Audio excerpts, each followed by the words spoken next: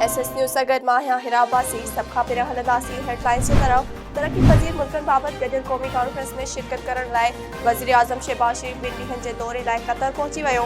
Conference में तरक्की पजीर मुल्कन में पायदार तरक्की के तेज़ करण लाइ गौर वीचार कयो वेंदो। PTI नए नेब चेयरमैन जी मुक़ररी खे अदालत में चैलेंज करण जो इशारो ॾेई छॾियो आहे। PTI पंजाब जे अॻूणे गवर्नर उमर सरफराज़ चीमा जो चवणु आहे त नेब जे नए चेयरमैन जी मुक़ररी जो जवाज़ नाहे, उन करे पार्टी उन मुक़ररी खे अदालत में चैलेंज करण जो फ़ैसिलो करे छॾियो आहे। मुल्क में महांगाई अवाम जी चैलेंज बि करे छॾी आहे। अधु पघार ऐं ॿीणनि ख़र्चनि सबबि माण्हुनि जो गुज़र सफ़र करण महाल बणिजी वियो आहे। मार्केट में अटे की क़ीमत में इज़ाफ़े सबबि माण्हुनि जी अखियुनि जा बंदर तोड़े छॾिया आहिनि।